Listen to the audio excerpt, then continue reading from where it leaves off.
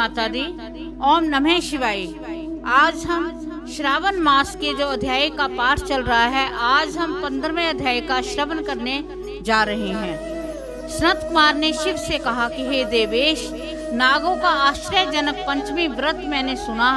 हे देवेश, अब आप षष्ठी के रोज किए जाने वाले व्रत को कहें। इस व्रत का क्या नाम तथा क्या विधान है? शिव ने सनत कुमार से कहा कि हे विपेंद्र, श्रावण मास शुक्ल पक्ष की षष्ठी तिथि को महामृत्युंजय विनाशक उत्तम सुपोधन नाम का व्रत करें। शिवालय में जब घर पर प्रयत्न पूर्वक शिव का अर्चन कर विधि दाल आटे भात को नैवेद्य नमक सहित आम का साग रखें। ब्राह्मणों को नैवेद्य पदार्थों का वायन दें। जो विधि से व्रत करता है उसे अनंत पुण्य प्राप्त हो जाता है। इस संबंध में प्राचीन कथानक कहते हैं कि रोहित नाम का एक राजा बहुत समय तक अपुत्र वाला था। उसने पुत्रार्थ अत्यंत कठिन तप किया। तप के प्रभाव से प्रकट हो ब्रह्मा ने उससे कहा कि हे राजन, तेरे भाग्य में पुत्र नहीं है। फिर भी वह पुत्र प्रत्यांत कठिन तपस्या करता रहा। संकट में होकर ब्रह्मा फिर प्रकट होकर बोले कि हे राजन, तुम्हें मेरा दिया हुआ जो पुत्र होगा वह अल्पायु होगा। इस प्रश्न पर राजा और रानी ने यूं निश्चय किया कि पुत्र प्राप्ति से बंध्यापन तो हट जाएगा, लोकों में अपुत्र होने की निंदा तो मिट जाएगी। यही बहुत है। ब्रह्मा के वरदान से शोक और हर्ष से युक्त पुत्र हुआ।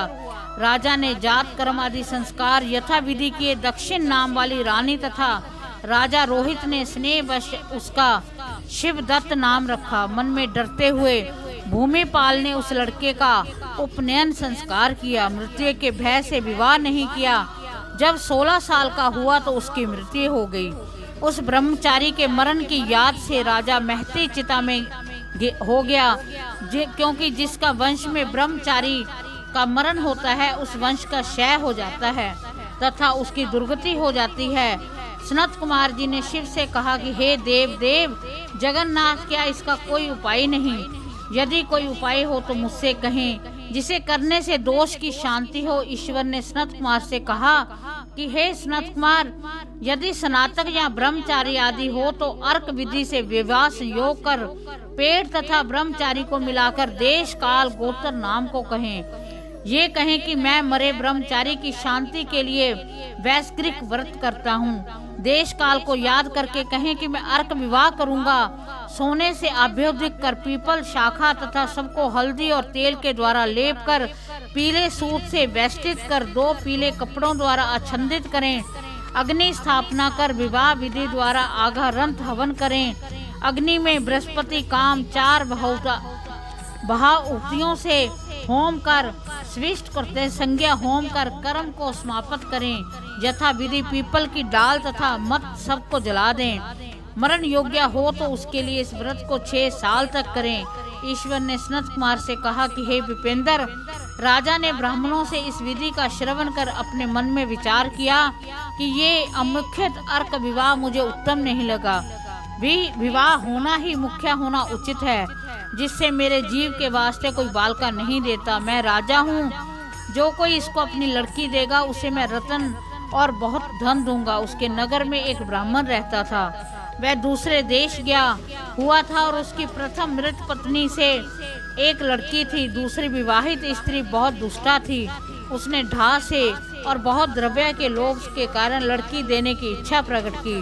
उसने 1 लाख रुपया लेकर 10 साल की उस दीन बाला को मरे हुए राजा के लड़के के वास्ते दे दिया। उस बाला को लेकर वह सब नदी के किनारे शमशान में गए। वहां उस शव के साथ बाला का विवाह किया। मनुष्य लोग विधि पूर्वक शव के साथ संबंध कराकर जलाने को तैयार हुए। तब बाला ने कहा कि आप ऐसा क्यों कर रहे हो? बाला की ऐसी वाणी को श्रवण कर वह सब दुखित हो गए और बोले कि ये तेरा स्वामी है, इसकी देह को जला रहे हैं। यों सुन बाल स्वभाव से डरती हुई वह रोने लगी और कहने लगी कि आप मेरे स्वामी को क्यों जलाते हो? मैं जलाने नहीं दूंगी। सब लोग जाएं, अकेले मैं यहाँ रहूंगी। बालिका का ऐसा हट देखकर सब करुणा से आदरचित हो चले गए। जो पारब्धवादी वृद्ध लोग थे उन्होंने कहा, अहो अत्यंत कष्ट है, किसी का भावी क्रम नहीं जान सकते। दीन संरक्षक दयालु भगवान क्या करेंगे? निराश्रय ये कन्या सापल्या भाव द्वारा दूसरी सौतेली माता से बेची गई है। अतः कदाचित देव रक्षक हो तभी इस बालिका को तथा इस मरे हुए राजकुमार को हमें जलाना नहीं चाहिए। यदि आप सबको हमारी बात अच्छी लगती हो तो हम यहाँ से घर चलें। ऐसा विचार करके सब अपने अपने घर लौट गए और वह विह्वल होकर अकेली बालिका शिव और पार्वती को याद करती हुई, बाल स्वभाव से न जानती हुई कि ये क्या है, यूं कहकर विह्वल हुई। उसकी याद मात्र से करुणा परिपूर्ण सर्वज्ञ पार्वती और शंकर जल्दी वहां आए। तेज पुज वृषभ पर सवार हुए। शंकर पार्वती को देखकर उसने प्रणाम किया, पर ये देवता हैं ऐसा उसको ज्ञान न था। उनके आ जाने से उसे बहुत आश्वासन हुआ तथा उससे बोली कि मेरे स्वामी उठेंगे या नहीं। उसके बाल भाव तथा दया से आर्द्र शंकर पार्वती ने कहा कि हे बाले, तेरी माता ने सुपोदन नाम का व्रत किया था। तिल तथा जल लेकर उसके फल को संकल्प कर अपने स्वामी को दे दे तथा मरे हुए पति से कहा कि जो मेरी माँ ने सुपोदन नामक व्रत किया था उसके प्रभाव से मेरा पति उठ जाए। उसने शंकर और पार्वती के कथा अनुसार किया। सुपोदन नामक व्रत के प्रभाव से शिवदत्त उठ गया। शंकर और पार्वती ने उस बाला को व्रतोपदेश देकर अंतर्ध्यान हो गए।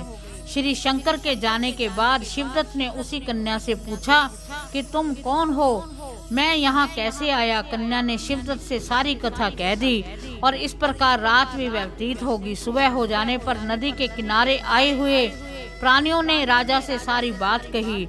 हे राजन, आपके पुत्र और पुत्रवधू नदी के किनारे हैं। प्रामाणिक मनुष्यों से इस वार्ता को श्रवण कर अत्यंत प्रसन्न हो नगाड़ा बजवाता हुआ नदी के किनारे पर राजा आया।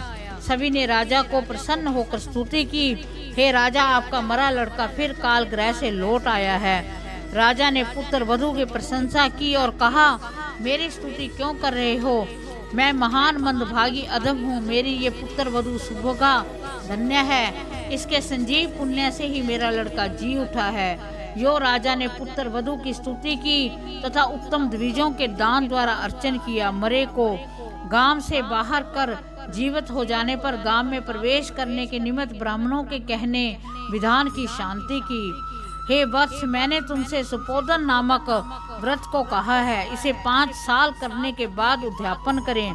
शंकर पार्वती का रोज अर्चन कर चूरू तथा आम के पत्तों से सुबह होम करें। पूर्व विधान से व्रत में नैवेद्य तथा वाइन दें। इस तरह व्रत करने मात्र से प्राणी चिरायु पुत्र प्राप्त कर अनपुर शिवपुर में जाता है। इस प्रकार श्रावण मास के महात्म्य के 15वें अध्याय का समापन होता है। भगवान शिव हम सब पर अपनी कृपा दृष्टि बनाए रखें। ओम नमः शिवाय।